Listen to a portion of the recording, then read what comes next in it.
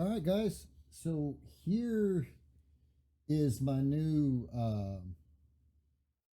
1851 Navy revolver advanced kit. This is going to be like um, my peacemaker, where I've tried to make everything articulate and function the way that a real one would, but it's not real. Just a little disclaimer there for the people that can't understand the difference. Basically, on this one, it's got the fully drop down uh, load lever. Um, it's got the spinning, articulating that. Push out the barrel wedge. Take the whole thing apart. So we'll go ahead and get into this one. Put this one back together.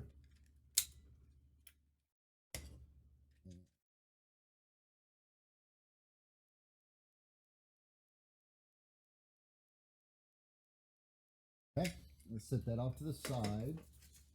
So from here down, and of course this is on the website. Hang on a sec. I gotta move these things. They're rattling. Y'all can't hear it, but it's driving me nuts. It's my Allen key set is rattling every time I move anything. It's driving me insane. So, other words, quite a few springs and dowel pins and stuff. This one's not as bad as what the new advanced 1858 is. That one's got quite a bit of dowel pins and springs and all that good stuff. But anyways, so here is this. Yeah, this is it. So let's get this out. So here's our barrel. Let me get the sheet off to the side here.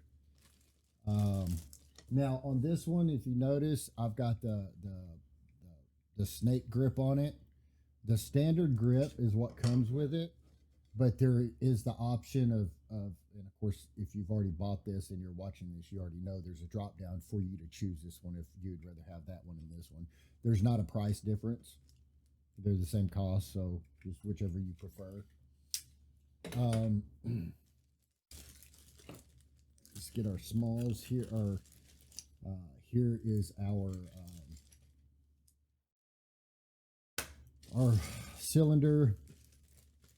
Sorry, my brain is fried. I've already had to shoot 2 other assembly videos today, and I'm trying to catch up in my brain with the assembly on this because I finished this model 2.5 weeks ago, and the last one I built was 2.5 weeks ago, and I'm trying to think through the process of which way I want to take you guys through this. So let's just get all of these small pieces out and sort through this. Let's move these larger pieces up here out of the way.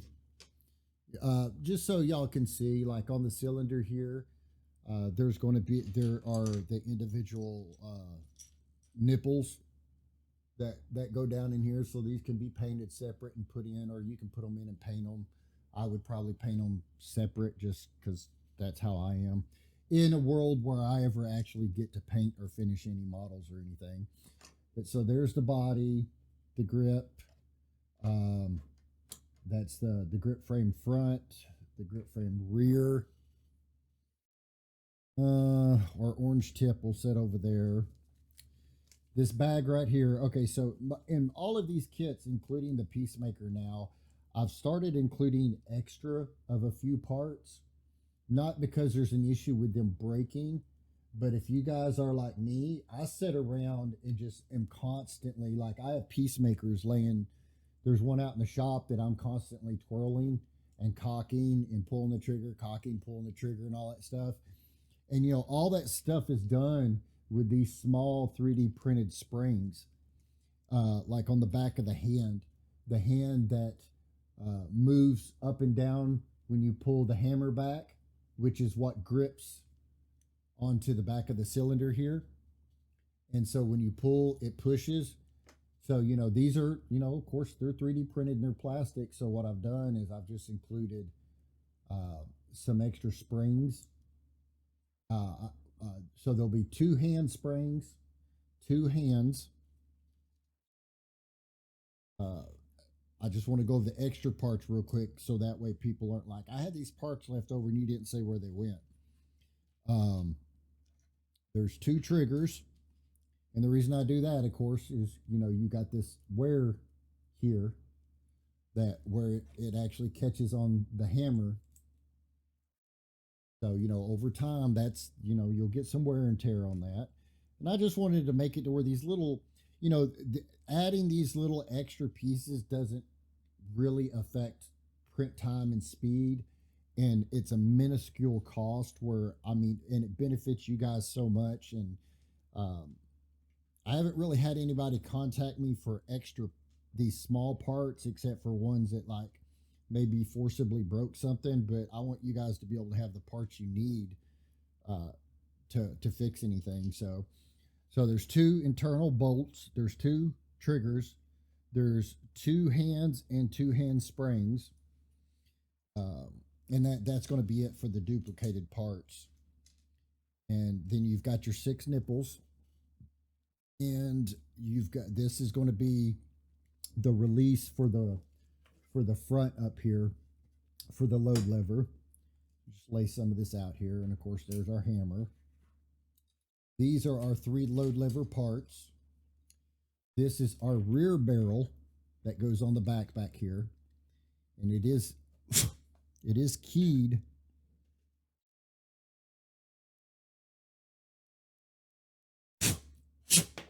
It is keyed, so it only fits in one way. So there's that. So let me.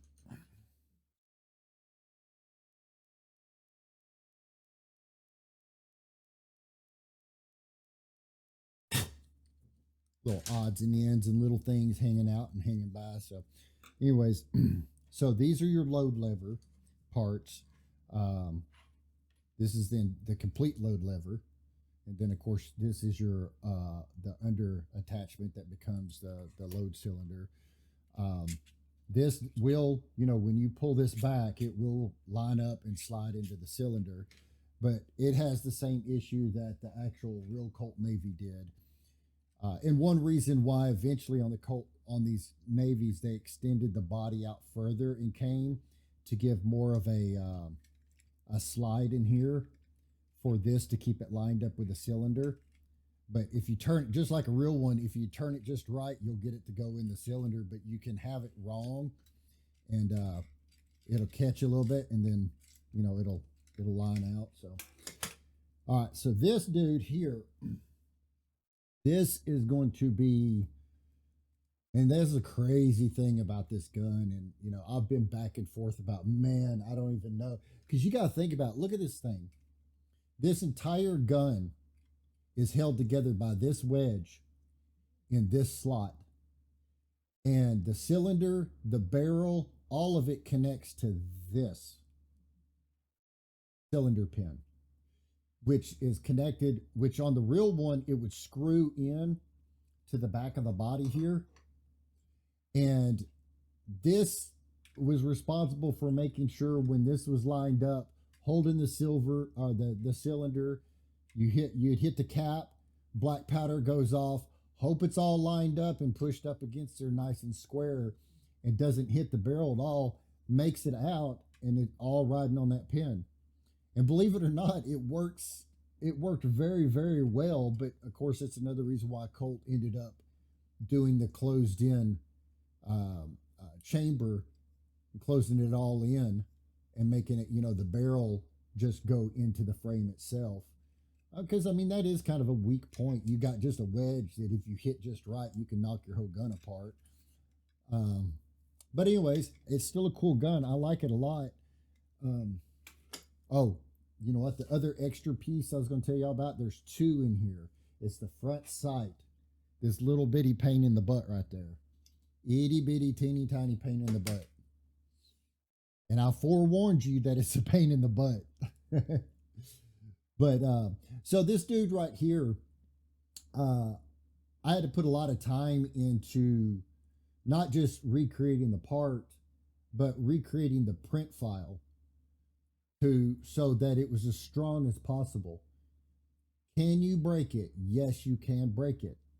Is it super easy? Absolutely not. It is solid, it is tough, but you can break it and you can snap it, especially when you're at this point and the only thing that's holding this barrel and this whole front section is this rod. Now, I say that, take the wedge out. We have two dowel pins, just like the real one, that lines up the frame and keeps it straight, but those don't actually like hold anything, you know.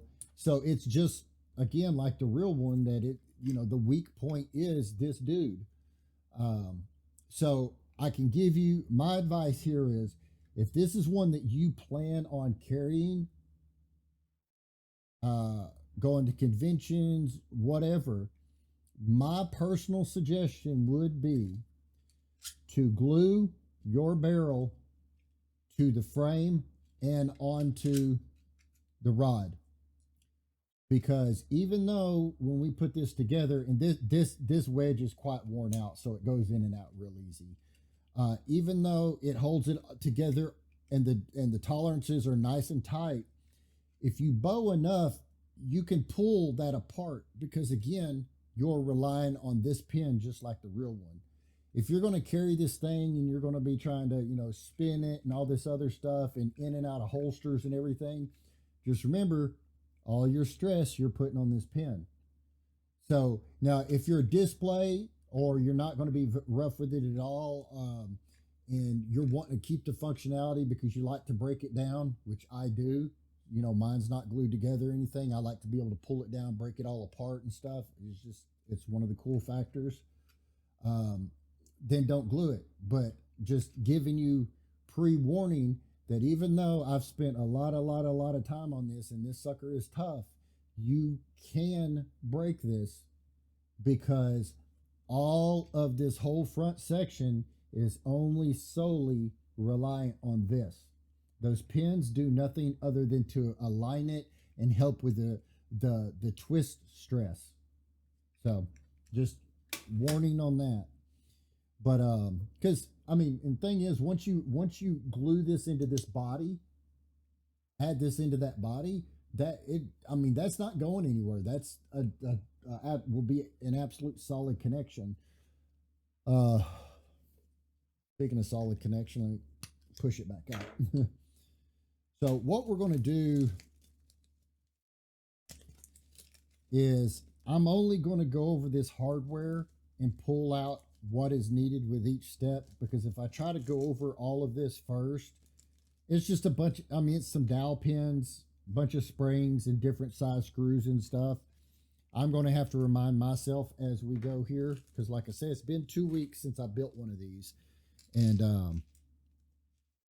mean, there's quite a few springs and dowel pins and screws in there. Here, I can actually show you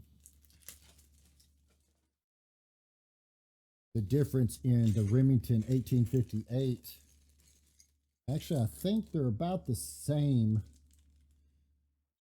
Actually, they're about the same. The 1858 has more dowel pins, but the Navy has more screws. So they're about the same. Put this back up before I lose it. And if anybody wonders, 1858, along with the Colt, the 1858 just, you know, it resembles, well, the 1858 is more comparable to the Peacemaker because of the enclosed frame, which, you know, the Navy is missing. But you know, even that 1858 model, you want to drop that down, that goes right off into there, pull it back, pull your cylinder out, cock that back a little bit, take your cylinder out, roll your cylinder back into place, push the cylinder rod back in. So the whole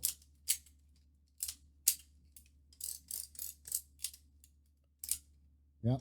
So there you go. So there's 1858. But uh, let's get to this real quick here. Oh, also, this is going to be your barrel wedge. This is the barrel wedge spring. This spring does not do anything. It doesn't actually hold it in the body, but the real one has that spring right there. So again, it's going to be, as far as it will be functional as far as moving in and out like that. And then we have the little, I don't want to say triangle because it's rounded, but it will be the front of the barrel where the load lever, the packing lever gets connected. So probably the first thing that we can do here is, let's set this off to the side here. Let's go ahead and build the body, put the hammer, the trigger, all of that stuff in, put the frame. Let's build the back end first, and then we'll build the front end. Real quick, some of y'all may have heard me from other videos or whatever. You can use thick super glue. I use CA glue. It's 2-part glue. It's nice thick glue along with an activator.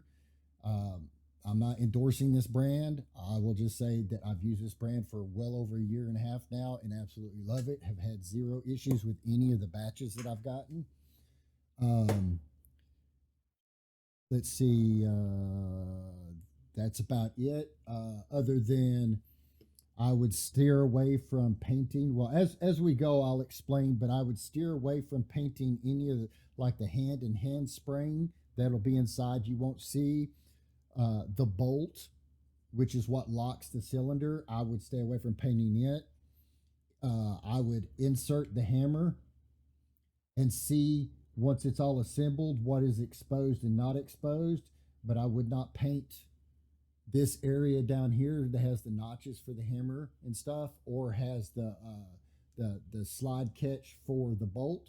I just not paint any part of this, and that's not seen unless you actually take it out anyways. But other than that, the rest of it, not a problem. And then, of course, I just stay away from getting paint down inside the body. And that's not saying 100% that will mess anything up. It's just there's no sense in dicking around with the tolerances by adding paint if it's not necessary and in a place you're not going to see anyways. So what we'll do is we'll just start out. If you notice, there's a print seam down this dude. I just add mine to where it's on the bottom side. But of course, when you paint this, you're going to hit this with some filler primer, and you're going to do your sanding around it. That seam will be pretty much gone anyways. But also remember, just like talking about places not to paint, I would stay away from. I wouldn't paint down in the cylinder hole. Say if you make this gun black, you can always go in, and anywhere down in there that's viewable, you can use, a lot of times what I'll use is like a Sharpie or a black marker to go down in there. If you're going silver, you can paint everything silver and literally not worry about doing anything with the inside of the hole. But the reason it is I've left where this dude rotates on here, nice and smooth, and it'll move and stuff. And I've left slack in it to account for paint. Light paint. And let me stress that. The differences in some people's version of paint and others is completely different. When I say I've left room for paint, I'm talking about you can prime, sand, a base coat, and a clear coat if you wanted to. The normal, not thick dripping, because that's how some people paint. There's plenty of room for that. Is there plenty of room for you to go and then do it again and do it again and then add clear coat? Absolutely not, because you'll go to do this and it ain't gonna fit. But also on my black version of this gun, I just colored this black. I just sprayed it black, just black, and I didn't even bother sanding it or anything, because the print lines are small enough as it is. When I hit it with black and that was it, I didn't, no clear coat, no nothing even necessary. And plus, also another good reason to not paint the inside of this is I don't know if y'all have ever had two painted surfaces, and even though they're fully cured and you let them set against each other for a long period of time, and you go to move them, you're like, hey, I've got to pop these loose now because even though it's fully cured, painted surfaces still like to try to stick to each other. So if you don't put paint on the inside of the cylinder, you don't have to worry about that. So anyways, that's just a quick coverage on that. So let's get down here. We're going to go ahead, like I said, I'm going to glue this in with just a seam on the bottom because, of course, I'm not finishing this one. Always make sure, I try my best, but there's no little boogery hold-ons on this shoulder because this shoulder, when you shove it down in there, is what's going to help this be straight. So, and another thing, when you're gluing two pieces together and one has to slide in the other, always put the glue on the shaft, not in the hole. Don't do it. Don't do it. Because actually, let me reverse that. What I'm doing here is I want it to smear up the shaft to under the shoulder there. Normally, there's where my brain gets ahead of or doesn't keep up with my mouth. Normally, I will put the glue down around inside of the rim of the hole. So when I slide in, it will slide glue down in there and not wipe it off. Because what'll happen is if you put glue on the shaft and you go to push it in, it's going to wipe the glue back. Well, since this is a hidden area and there's a shoulder that I want that glue to be in, I wanted it to wipe up into the shoulder. If I'd put the glue at the shoulder and shoved this together, I would have just got glue that oozed out. So I put the glue at the bottom of the shoulder, pushed it in, let it wipe it up, and we end up with no smush glue coming out anywhere, no issues like that. So, and now that I've talked, you can just spray it with activator and let it set for a minute and it'll be good to go. And actually, I mean, it's good now. It's now become one piece. And so then your little dude goes in there, fits fine, nice and slick and smooth. All right, so what we need is we need one of the hands and one of the hand springs. And so if you notice on the hand spring, there's a more curved edge end and there's a less curved end. Okay, so what we're going to do here is you have the hand. And I'm going to, here, let me just put it on here and then I'll show you what we're doing. If you notice that curved edge of that spring fits the curved back end edge of that hand.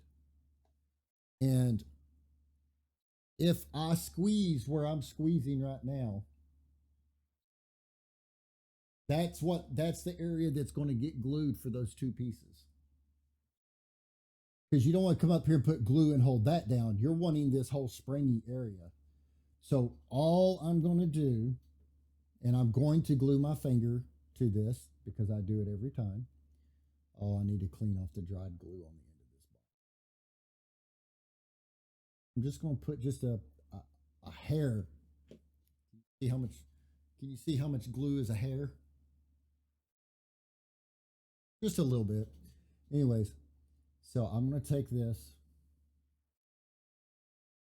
put it right back the way I had it.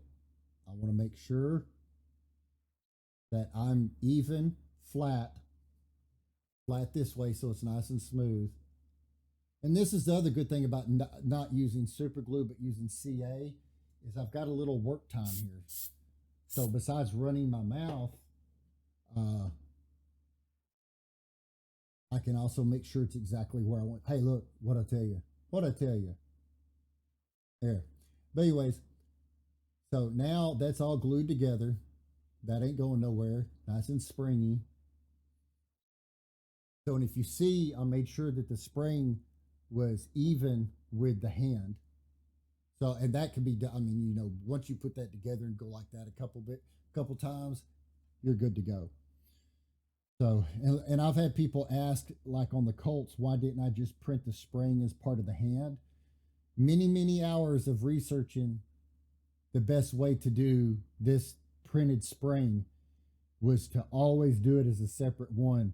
having it the same piece always fails so rapidly and it's so easily. So there's our hand. Um, we want to make sure, because one of the issues that people will run into when they're building like the Peacemaker or any of these things is you want to make sure. And here, this biggest round head screw is going to be the hammer screw. You want to make sure that this screw does this in the hammer.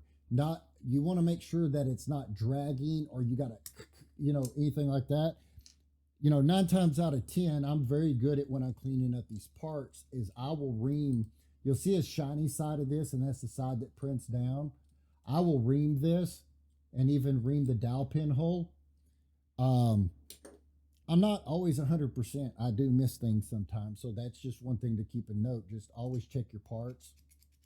Make sure you have smooth movement there. Same with the hammer and the bolt, or with the trigger and the bolt.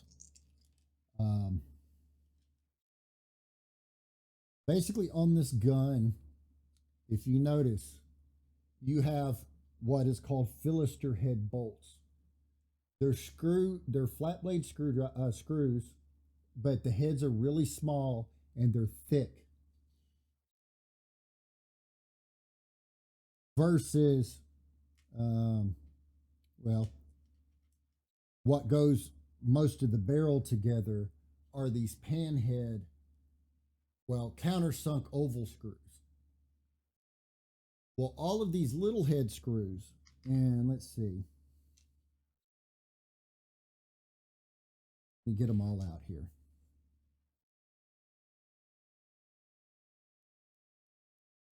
So basically, all these little head screws, and there's going to be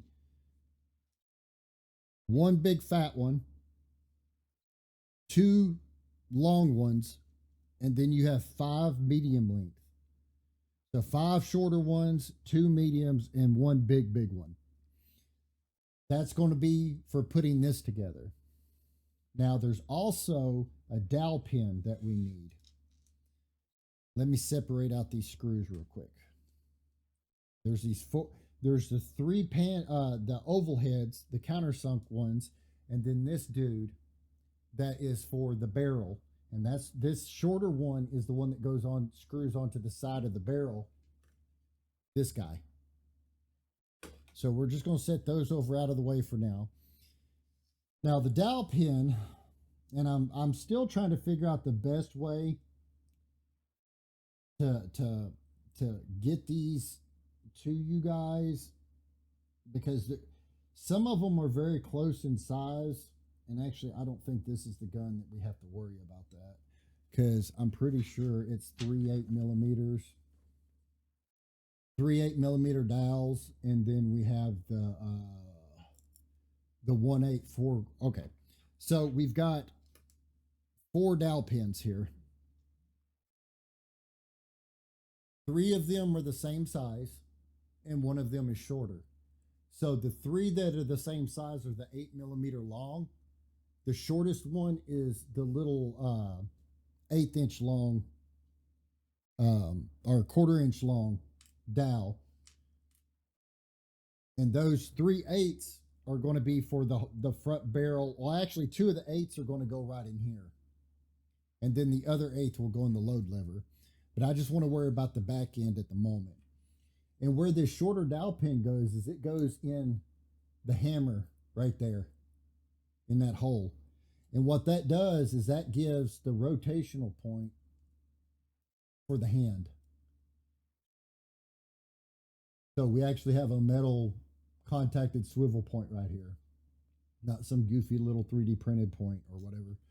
So you can glue that in if you want to. It is absolutely not necessary. I don't ever glue them, because once you put this together and it's in here, the body actually doesn't have enough spacing for this to, you would never want to glue the hand anyways to this, because you'd want to swivel. But as far as gluing it, once it's in, these parts can't get far enough away from each other for the dowel pin to come out. So that's just the way it is. So what I do is I stick them together. And on the bottom of the body, there's this area right here. That's actually the hand slide. That's the slide area where the hand slides back and forth. Let me make sure I don't have any boogery guys in here or anything. Okay. So let me see if you guys can actually see. I have to turn around and look at my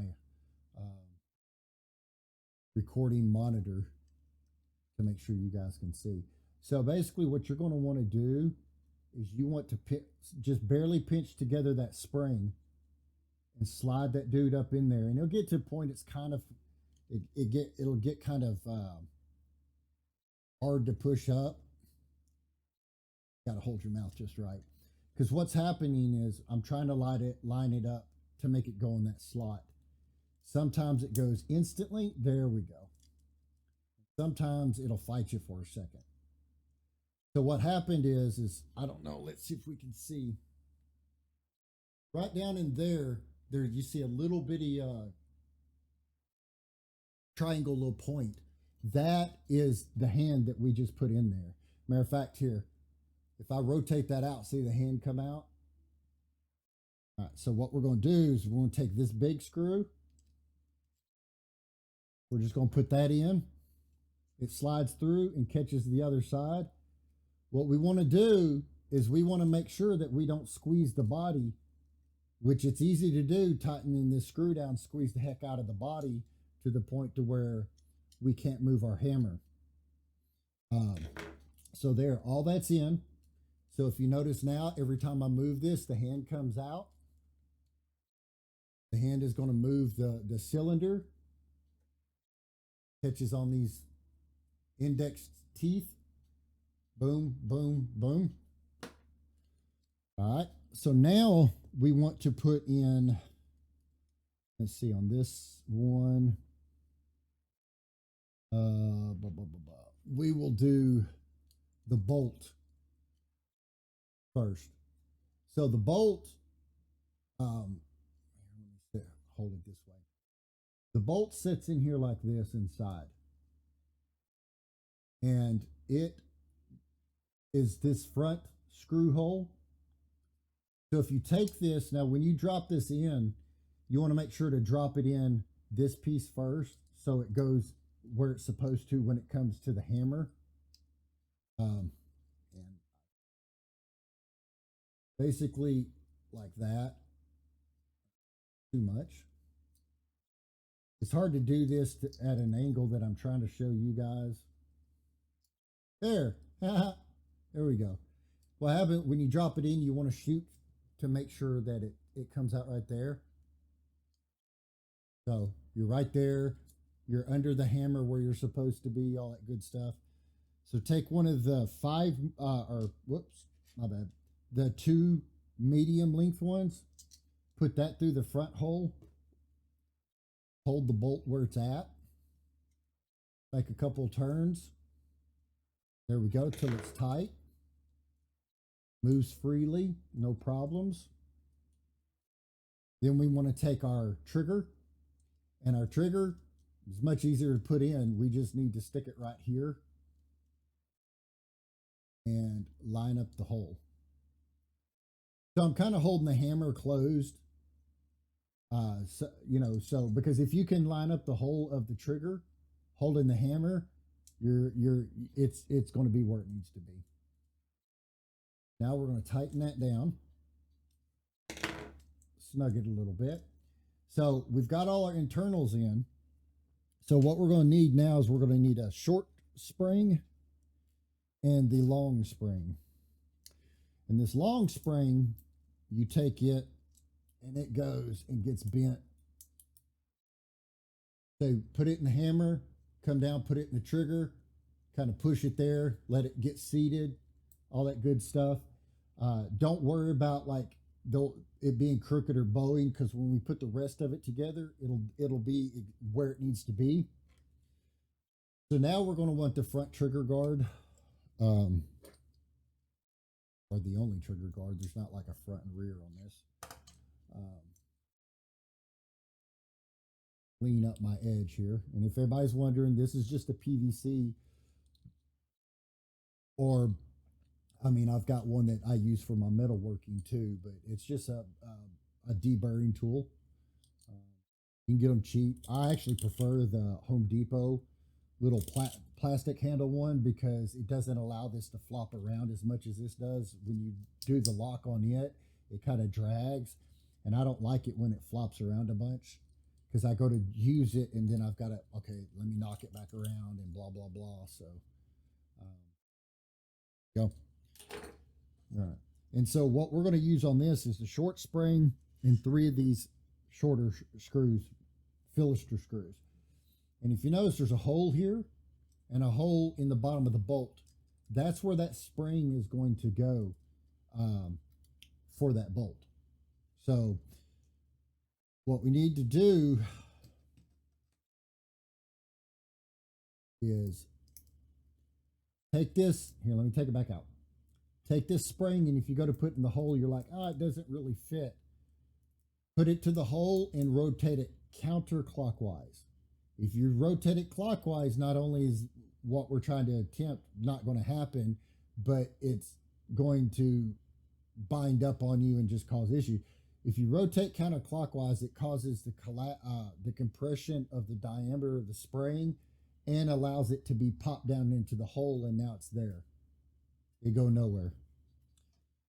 So now hole, you have a screw hole, screw hole, screw hole, and you've got the two here and the one up front. Every time I change angles on this, I see another little booger I hadn't cleaned off. But anyways, so you're going to take it. You want to put that, y'all can see, down in there. Sort of, maybe. Here, we'll come over here. And then just compress it all together. Don't hold on your bar. While you're doing this, don't hold on that bar because you're putting the wrong kind of pressure on that bar. Just hold it together, you know, the best you can without putting side pressure on that bar because you can be sad. You don't want to go off and break your cylinder bar. Go ahead and put my little screws in here.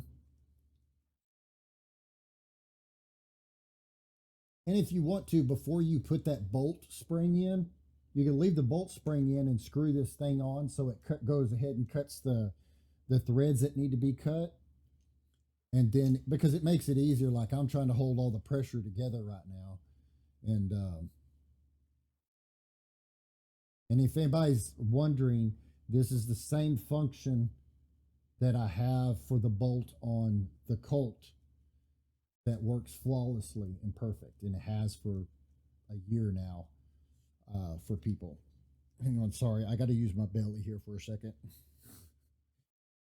You know how bellies are our third hands.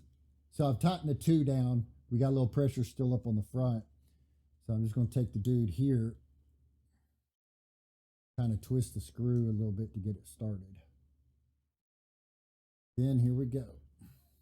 See, I just started to squeeze that rod together because I'm used to the Colt, because you can hold that whole closed frame. And I'm not saying that this is that weak. I'm just saying there's no reason to put pressure on it sideways like that. Because some of us, we get to screwing things together. We're like, and you know, one thing happens, and then we put way too much pressure on something.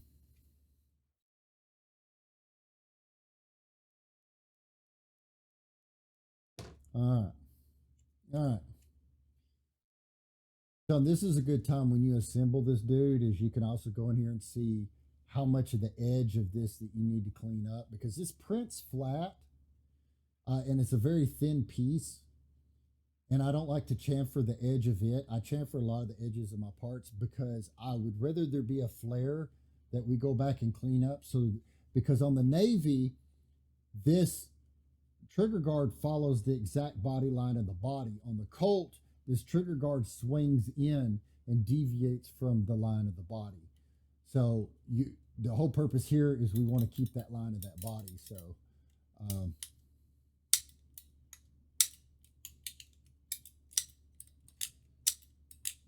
We may have to work it back and forth a couple times.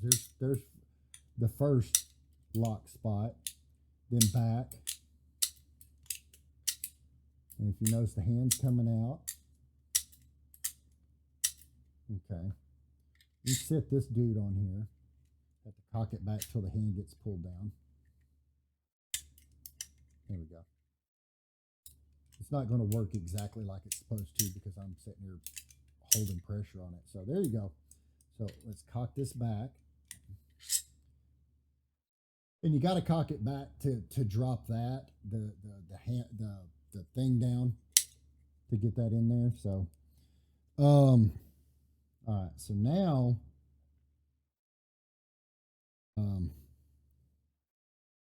see, okay.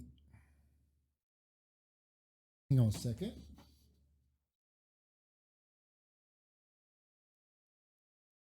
Okay, sorry about that.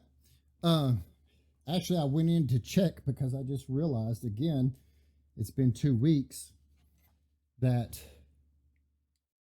I said to use 3 of these medium screws.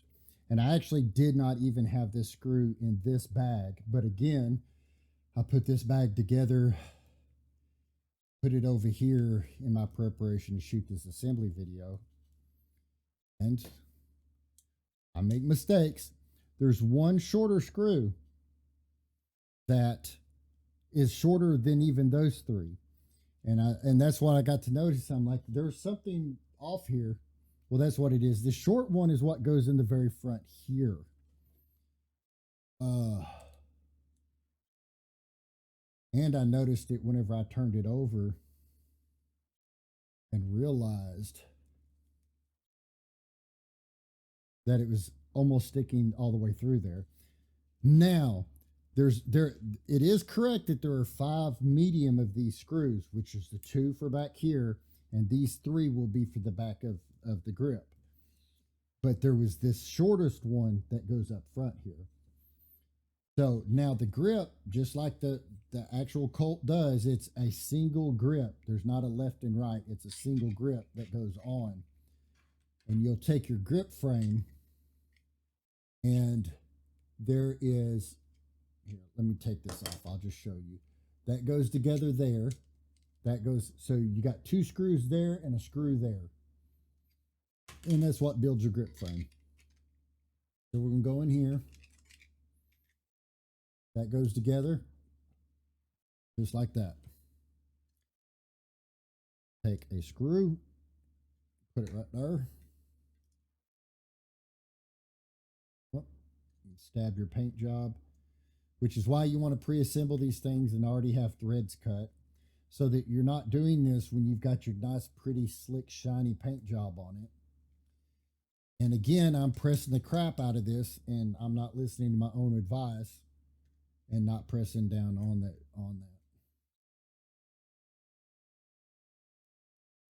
And again, you can go through each one of these holes, install their screws and stuff to cut the threads before you ever start even gluing anything together. You can pre-cut your screws. They cut real easy. It's not like it's difficult or hard, but it's just, it does screw together easier once the threads are cut.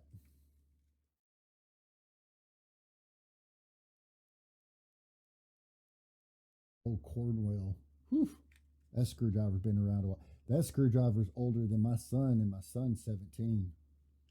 That screwdriver's actually way older than my son.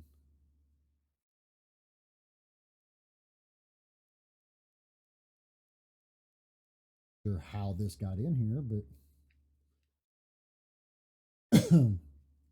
works pretty good. Cornwell was for whenever you would get on the Snap-on truck and see all the pretty tools on the Snap-on truck and be like, yeah, that's what I want. Then you go to the Cornwell man and go, hey, do you have this? And get it from him. Not that it is as good, but it was just cheaper. So there, now our grip's on. So that's the rear done. All right. So what I'm going to do real quick is let me get these extra parts, this extra trigger, extra bolts, hand and hand spring, and get it out of my way before I screw up. And before I screw up, we'll just leave it at that. All right, so this is our load lever. Now, this load lever, again, kind of like the other one, it's got a seam in it. I would put the seam facing up because I'm doing an unfinished model, because that's what's against the barrel when it's closed. Now, once you glue this together and then, you know, paint it like this, it's not going to matter because that seam line will be gone bye-bye. Now, we have to put together the spring and the dowel pin and stuff for up front. I suggest do not glue this together until you've done this. So you need a dowel pin, a spring, and this little piece right here.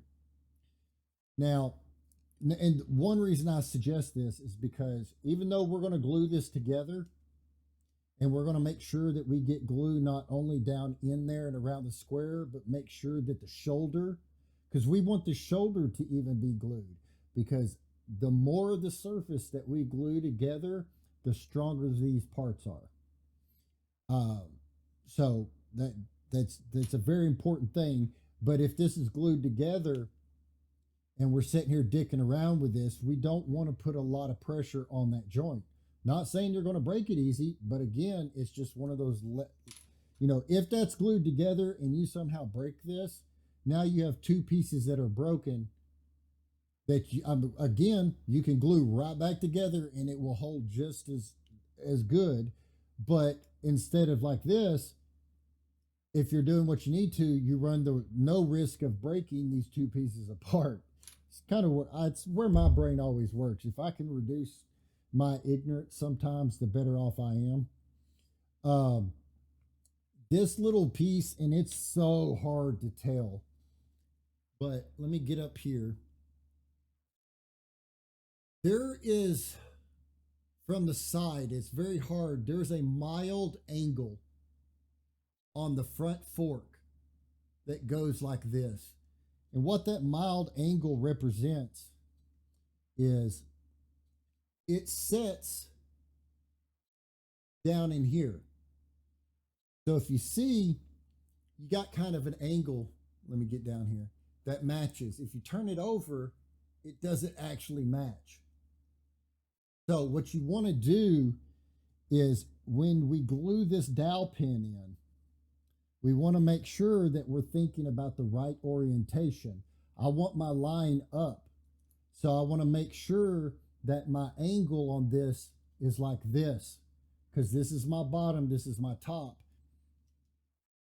And we need an angle that shape to go in there. And it might sound confusing, but if you just think about it for a minute, just be like, okay, well, this is going to go up towards my barrel. My barrel's going to be right here. I need the angle. And like I said, it's a very slight angle when you look at the part. But when you put the part, which is what I was showing you, together, you're like, all right, that kind of fits. But then you put it around the wrong way, there's a pretty good gap. Now, is it going to wreck the world if you do that wrong? No, it's not. It's just more of a one of those little things that, even though the angle is very slight, it just is made to fit together that way. So basically what we're doing is we have this spring and the hole right there.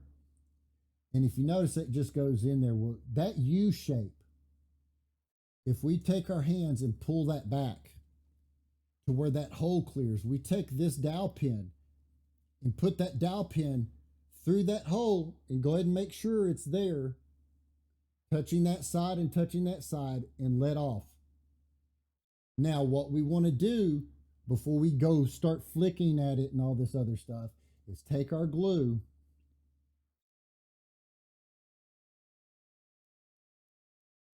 Come on.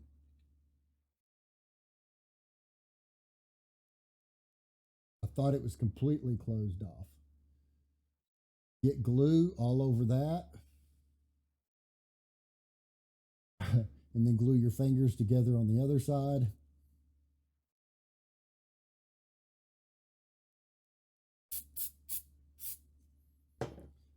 Let that set for a second. And again, you know, this is the other part where if you use thin super glue, that crap is going to run right past that dowel pin and down into here. And so now we operate just fine. And that was one of the reasons I was talking about not gluing that on, is because when you're doing this and you're having to pull this back and hold it, you have a tendency to put a lot of pressure right back there on the backside. So even if you're not putting a lot of pressure, if that's on there and you're grabbing this and doing that, even from squeezing your own hand, puffing out from squeezing, I mean, and again, I'm not saying it's that delicate. It's just one of those risks that why take it when you can just leave that off for right now. So now we're going to go ahead and glue this on, but I'm going to make sure that I put my seam up top. That's the direction I want. But push this together. Make sure there's no boogers that's causing like an angle or anything like that. And so this looks perfectly fine to me. So what I'm going to do is I am going to put a decent amount of glue, not a huge amount, decent amount, whatever. Because what I want to do is I want the shoulder, the square, everything glued together. So when I put that in there, I want glue to smush out just a little bit, not a bunch, but just a little bit. What I'm going to do is I'm going to hit this thing and then I'm going to press.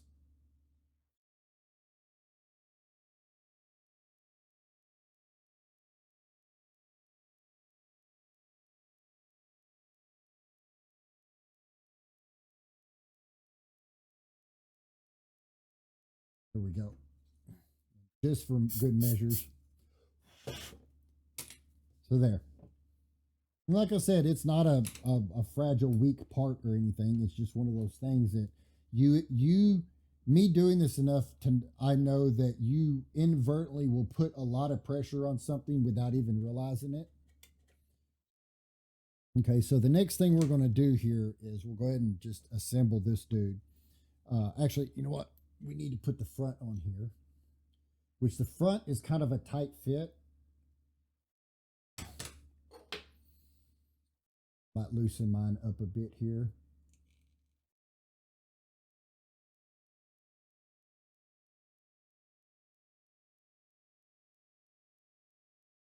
And again, if you don't have one of these, a file, sandpaper,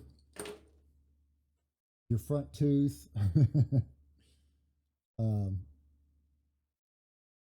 pop down in there, and you'll be good to go. Make sure it's not leaning back. Make sure it's not leaning forward. What I'll do is I'll take it in and out a couple times.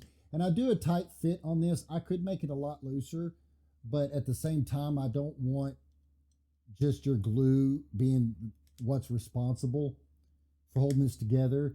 And this is one of these things that you're going to glue in, you know, before you paint anyways. And I'm just pushing this in and out is all I'm doing. All right. So now I'm going to put a little bit of glue on one side. Whatever side I'm going to start on and push, that's where I'm going to put my glue. Because I want it to take the glue with it and smear it across. Make sure you get it centered.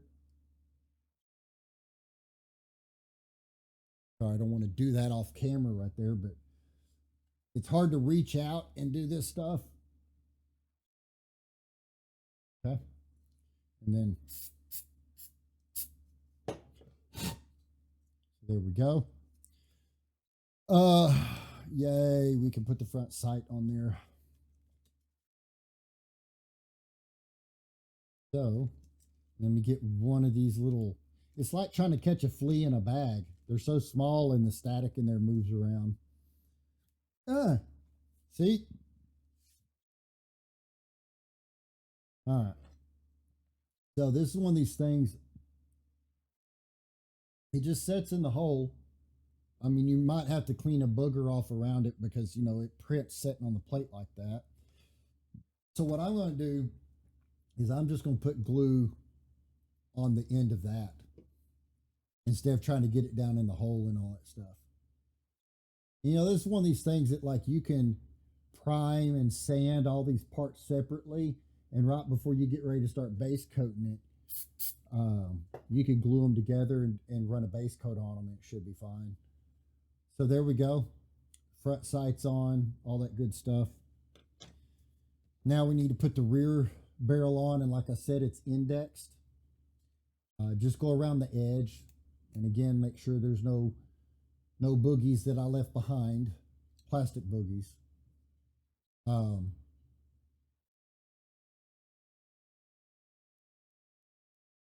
index correct. Make sure it sits nice and flush. And it's an important thing because the spacing in the cylinder and all that other stuff, I mean, it's not super tight tolerances, but it's tight enough because the spacing between the barrel and the cylinder and all that stuff is it has a required tolerance to it to make it all function correctly, like hold the cylinder where it's supposed to be held, all of that stuff. So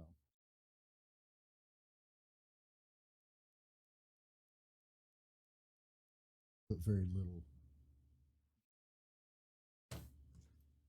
Every time I look down, I think I'm chasing the same little boogie guy.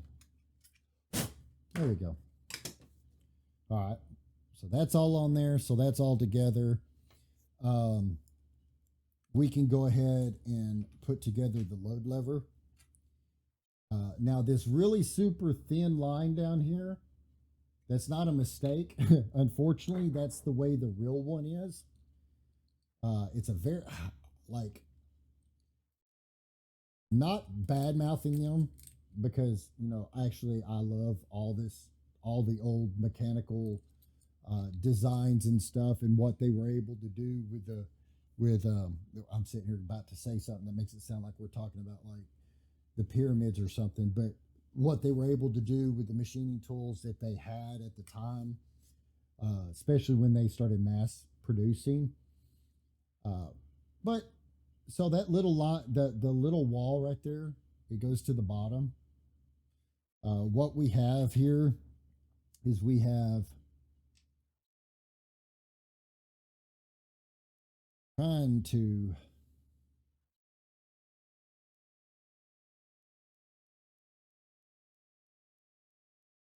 a little one for the side.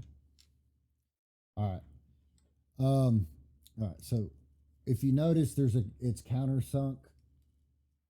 Dude goes right there.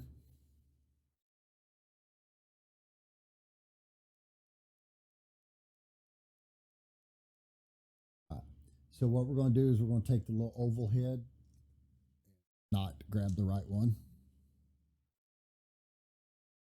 I'm going to just, and you can tell the correct one by the length going through there. Go ahead and start it off in there.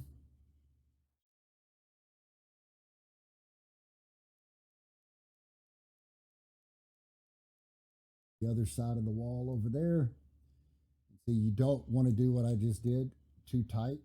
You want it to still be able to move. Back it off. There we go. So we're all moving, all good to go. There it is. All right, so now, should have meant to tell you, make sure that hole's nice and clear and free of any debris or anything. So we're just going to take this, and this is the longer, bigger 6/32 screw. And that will go in there. It slides in. It's got a couple threads it cuts and holds, and that's it. So now we've got our assembly. You pull that dude back. That brings that down. You pull it back, push it up. You're good to go. Let's go ahead and we will. Oh, Let's put our side screw in. And this little bitty short guy. I'm so running out of wind already. Been at this all day long. So there. It doesn't tighten down a bunch. It just gets screwed in. Because all it was ever really there for was is so that you could pop this out and it would stop the wedge from coming fully out. It'd catch on that spring, and then you take the barrel in and out and then put it back together and pop your wedge back in. So we're at that point. Let's go ahead and we'll wrap up. Get that dude over there all the way. We just got a few little detail things to do. We're gonna take this spring, and if you notice, one end of the spring has this little bulb on it. That's going to be the side. That's going to get glued in there like that. And so we'll have that can go up and down. Like I said, it doesn't actually really serve a holding function. It's more of it had the real ones that way, so we made this one that way. So just a hair of glue. And that's an actual measurement, just so you know. Along the same lines, the measurement lines is a dab and a smidge. It all fits in there. So, all right. So, and it's just a little glue in the back, and you glue it down, and boom, there it is. So while that dries, let's go ahead and put our dowel pins, boom, boom, in here. So all I'm going to do is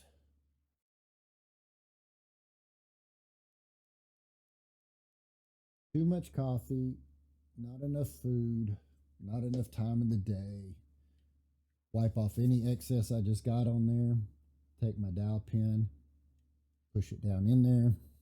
Take my other dowel pin, push it down in there. Make sure that they're nice and straight and sitting where they should be, because they can be off a little bit.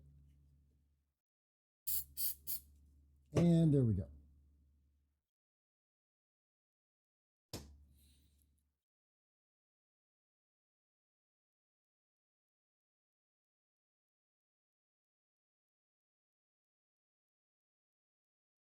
Oh, okay.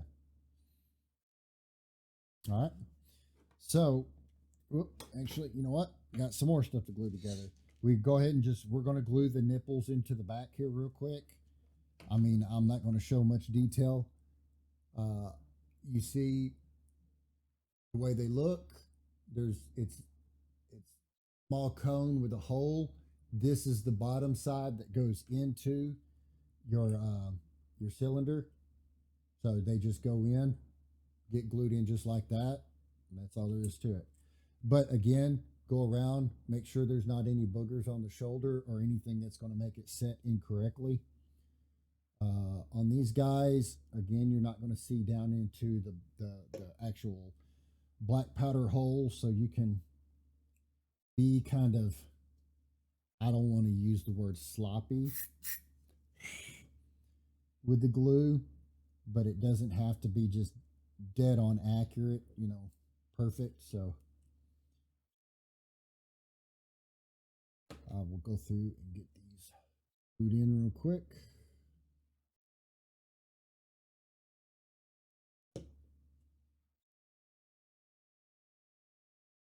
I definitely gonna have to clean the end off of that glue bottle, because it's looking rough. And try to put these in to where they're turned random ways, because when you would take the little tool and screw those nipples in and out, they would always randomly stop differently. If you put them all to where they look like all indexed the same way, it just doesn't look right, because it's not kind of how they would be.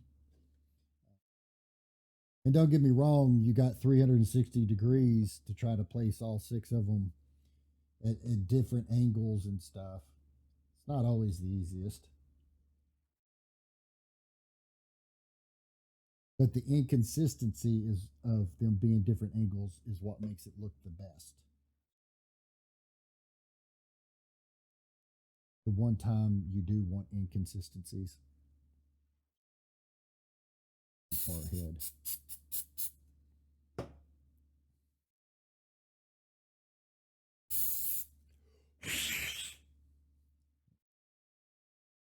And let me get this last one, and we will be done with this.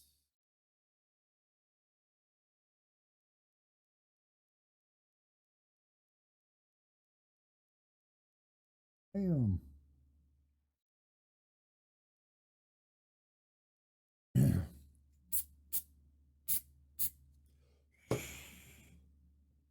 All right.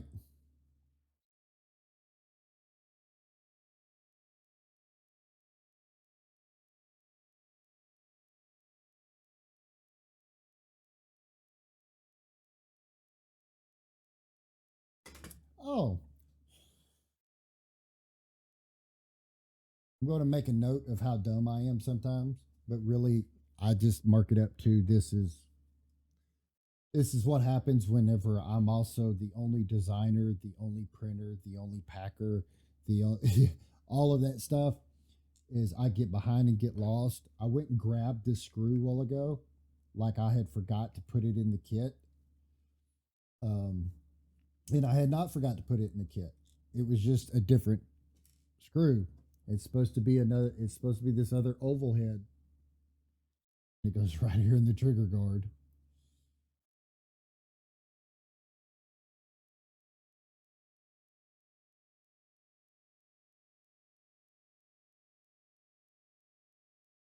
Probably need to put in. I probably need to for you guys because again, if I'm the one that designed this and stuff. In just 2 weeks, I already forget. So I'm probably going to go in and put another diagram right here of the bottom side of this so that these are labeled. Because if you notice from this angle, we're not labeling those. I've got these other ones labeled, but you know that would have hit me directly off the bat instead of me going and grabbing another screw that's the incorrect screw anyways. So let's see how this fits together without putting the cylinder and stuff in there first. It all goes together quite nicely. Fits together real nice. So let's go ahead and pop that apart. And take our cylinder, you got to cock it back until you get that bolt out of the way. And let's take this dude and go ahead and put it together. Now, our wedge, the first time we put it in might be kind of tight. Actually, that was perfect. And, everything needs to be worked in.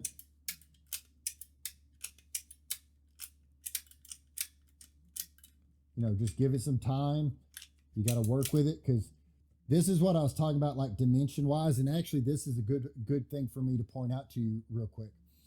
If you look and you see this gap right here, it's angled up because there's a lip on this body edge and it's pushing that barrel forward. And in pushing that barrel forward, it's cocking it and pushing it way too close to there. So that's actually a perfect thing. I'm glad it actually turned out that way.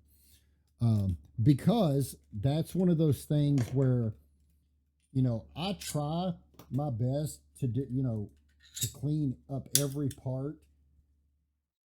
Okay, so if you notice, let's see, I want to get my damn glasses out of the way here so I can actually look at the monitor over here. Come on. Thing actually focusing. Focus. Anyways, there's a lip right here sticking out that way. The reason being is because when this body is printed, it's down this way. And again, just like for the trigger guard, I don't want to put a chamfer on the bottom of this because we want to make it to where we can make that seam between the trigger guard and this the exact same and flawless. So, and again, you guys will probably have already done this because in your sanding and painting, you're going to go through and take care of these edges. And, I'm sitting here just doing a raw model and see how much of that edge was still there. Been nice to do this before I put them dowel pins in. I wish I had 3 more of me. What I really wish is it'd be nice one day to find somebody that I could turn the 3D printing side of this over to and just let me create models and let them produce the kits. You know, I'm getting older, and one of these days, hell, I'm getting older. I make it sound like I'm like super old or some crap. But what I'm saying is just I've been doing this for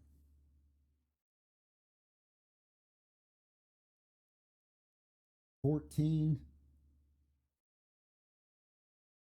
years, but the 3D printer side, but the actual making kits and selling 11 or 12 years. And after a while, man, it you know, it's like it takes its toll and stuff, especially when you're the only one. Like my son's old enough now, he helps. He puts together all the hardware. And by the way, that'll tell you I'm the one that put the screw kits together for this, not him. If he had, I wouldn't even second guess if the screws were right. There you go. So push together. Did that give us our gap? It did. And again, this dude here, you just work it. So your first notch pulls the bolt back so you can, you know, click, click, click, click, all that good stuff. And then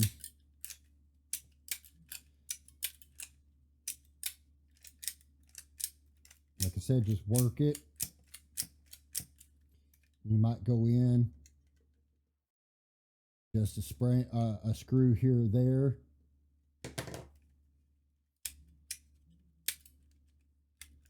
We're dealing with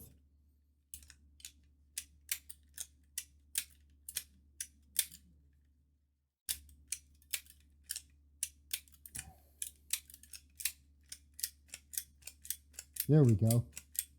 So now it's all nice and smooth. There we go. And so this is like what it would look like with snake, without snake. And just go to show you, like this wedge has been taken out like probably 100 times. I can just push on it and pop it out, which that is above and beyond probably what the normal wear and tear of pushing that in and out would be. This one, if you notice, is still nice and tight. I do have to push the spring down to get that clearance and push all that out. But I can take that barrel. I hope this will work because this was my first print over here. The other one. Yeah. I still don't like the way that's, I think that's just hanging on that, let's tighten this down some more. And this is a good place to go over the minor adjustments in these things.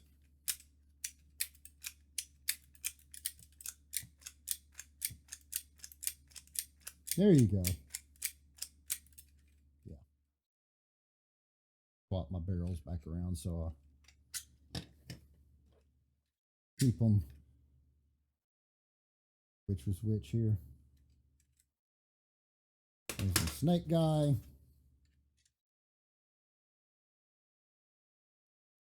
Non-snake guy. And let's put all this stuff up here. So again, we've got the extra internal parts for you guys that will also be in there. Don't forget your orange tip because, well, you know why.